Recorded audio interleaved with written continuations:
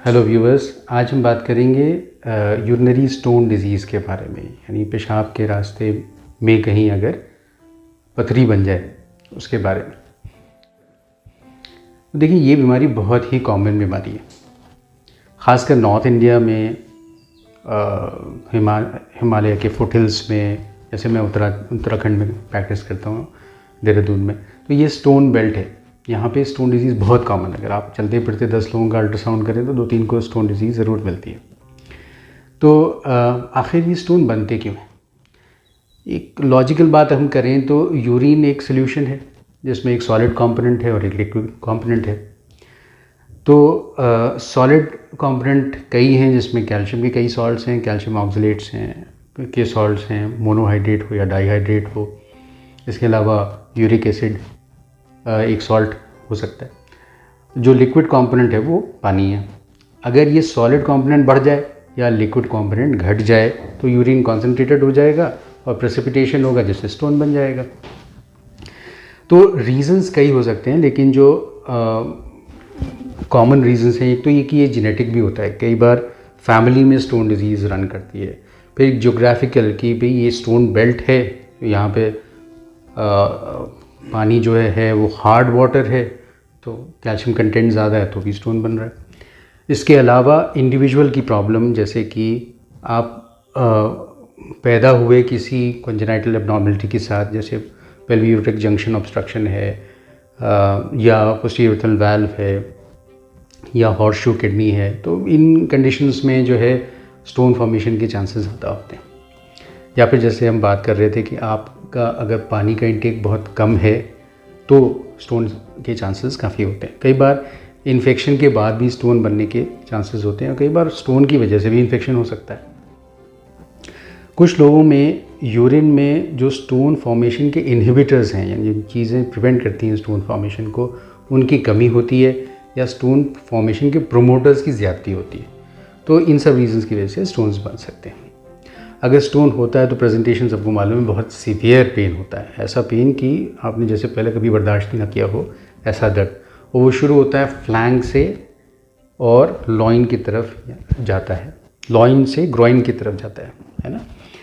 और साथ ही पोली की पेन होता है, ऐठन वाला दर्द होता है।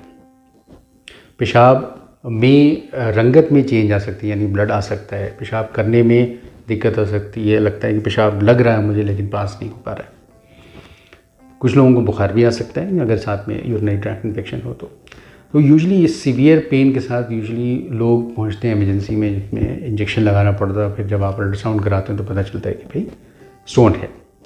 अब स्टोन किडनी में भी हो सकता है, किडनी से जो ट्यूब नीचे उतर रही है, यूरेटर जो ब्लैडर तक यूरिन लाती है, उसमें भी हो सकता है, ब्लैडर में भी हो सकता है, और कई बार पेशाब के रास्ते में अटक जाता है, यानी यूरेथ्रा में भी अटक जाता है। तो सबके सेट ऑफ सिम्टम्स जो हैं वो अलग अलग हो सकते हैं। किडनी का स्टोन जो होता है लॉइन पेन करता है, यूरेटर वाला जो होता है लॉइन टू ग्रोइन पेन करता है। ब्लैडर में अगर होता है तो बार बार पेशाब जाने की हाजत महसूस होती है, पेशाब शुरू करते ही एकदम से अटक जाता है, रुक जाता है।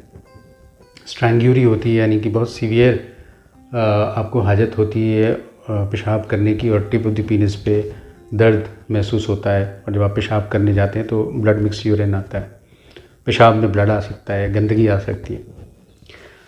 तो अल्ट्रासाउंड एक विधि है, और जो बेस्ट विधि है वो है सीटी स्कैन। इसमें सीटी स्कैन में साइज़ एंड लोकेशन हर चीज़ बेहतर तरीके से मालूम होती है, और अगर कॉन्ट्रास्ट एनहांस सीटी स्कैन आप करा रहे हैं तो किडनी का फंक्शन भी बेहतर होता है, असेसमेंट उसका। इसके अलावा जो हमें जांचें चाहिए होती हैं, एक तो ये कि यूरिन का एग्जामिनेशन की, भाई उसमें पसल्स आ रहे हैं कि नहीं, रेड ब्लड सेल्स तो जाहिर सी बातें आएंगे, इन्फेक्शन है कि नहीं। अब कुछ पथरियाँ, जैसे कि 6 mm से कम की पथरियाँ जो होती हैं, जैसे खासकर लोअर यूरेट्रिक स्टोन्स, ये दवाओं के साथ निकल जाते हैं। इवन ज़्यादा पानी भी पिए तभी भी निकल जाते हैं। तो कुछ एक दवाइयाँ हैं, जैसे टैमसोलोसिन यानी यूरिमैक्स के नाम से जो गोली आती है, लोअर यूरेट्रिक स्टोन उसकी मदद से पास आउट हो जाता है। और डेफिनेटली जब तक पास आउट नहीं होगा तब तक दर्द तो रहता है। लेकिन अगर 6 mm से ज़्यादा की पथरी है, या छोटी भी पथरी हो लेकिन किडनी पे ख़राब असर आ रहा हो, किडनी फंक्शन कम कर रही हो, या फीवर आने लगे, तो ऐसे में इंटरवीन करना बहुत ज़रूरी होता है।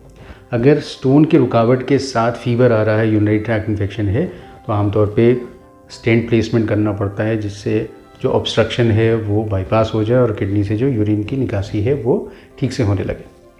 अब लोकेशन के हिसाब से सर्जरीज होती हैं। मान लीजिए किसी को किडनी में पथरी है, तो किडनी के स्टोन्स के लिए कई ऑप्शंस हैं। एक तो नॉन सर्जिकल ऑप्शन है, जैसे ESWL कहते हैं, जिसमें कि मरीज़ को मशीन में लटाते हैं, स्टोन को फोकस करते हैं और शॉक वेव्स जनरेट करते हैं मशीन से, जो कि फोकस की जाती हैं स्टोन पे। स्टोन जो कि क्रिस्टलाइन स्ट्रक्चर है, उस पर जब एनर्जी मिलती है तो वो टूटता है और पेशाब के ज़रिए ये स्टोन के टुकड़े निकल जाते हैं। तो एक तो ये मैनेजमेंट है, लेकिन बहुत बड़े स्टोन्स इससे नहीं मैनेज किए जाते हैं, वरना ये टुकड़े जाके यूरेटर में ऑब्स्ट्रक्शन, स्ट्रेन से कहते हैं उसको, ये कॉज करता है, तो फिर वो एक इमरजेंसी बन जाती है। इसके अलावा जो ट्रीटमेंट ऑप्शंस हैं, एक PCNL कहलाता है, परक्यूटेनियस नेफ्रोलिथोटमी, जिसमें कि आप किडनी के अंदर एक ट्रैक बना के एंडोस्कोप ले जाते हैं, स्टोन को विजुलाइज करते हैं और या तो कंप्रेस्ड एयर की मदद से, यानी न्यूमेटिक लिथोक्लास्ट इस्तेमाल करके या लेज़र का इस्तेमाल करके आप स्टोन को तोड़ते हैं और उसी ट्रैक से निकाल लेते हैं।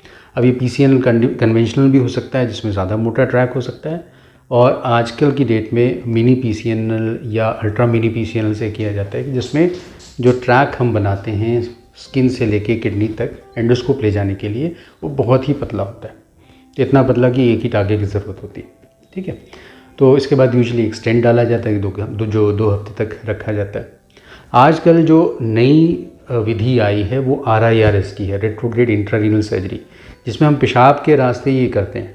तो उसमें एक फ्लेक्सिबल यूरोट्रोस्कोप का इस्तेमाल किया जाता है, लचीली दूरबीन का, जो कि किडनी तक जाती है, स्टोन विजुलाइज करते हैं हम, और लेज़र की मदद से स्टोन का चूरा बना दिया जाता है। बड़े बड़े फाइबर जो टुकड़े होते हैं उनको हम बास्केट से, डॉर्मिया बास्केट से निकाल लेते हैं।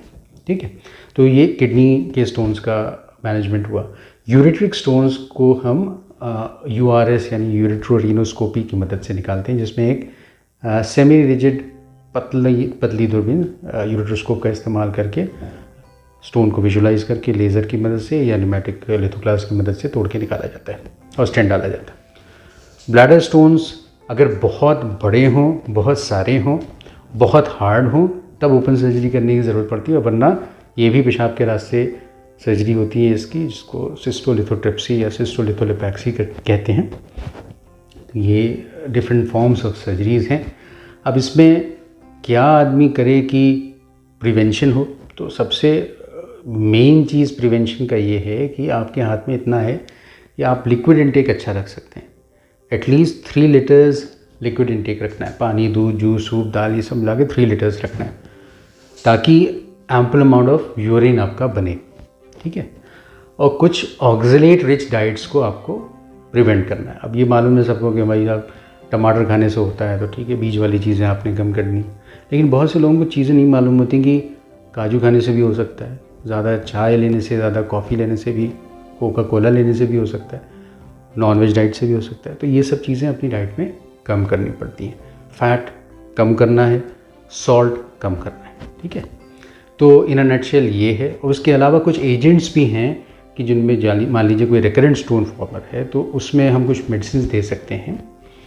मेडिसिन क्या, ये ख़ास बैक्टीरिया होते हैं, ऑक्ज़ैलोबैक्टर फॉर्मिजेंसिस, तो जो हम कैप्सूल्स के फॉर्म में देते हैं और लॉन्ग टर्म सुबह शाम 6 मंथ्स के लिए लेना होता है, जो कि आपके ही गट में, इंटेस्टाइन में ऑक्ज़ैलोबैक्टर नाम के बैक्टीरिया की तादाद बढ़ा देते हैं, जिससे कि जो ब्लड स्ट्रीम में और यूरिनरी स्ट्रीम में ऑक्सीडेट्स जा रहे होते हैं वो कम हो जाते हैं, तो स्टोन फॉर्मेशन की दोबारा यानी रिकरेंस के चांसेस कम हो जाते हैं।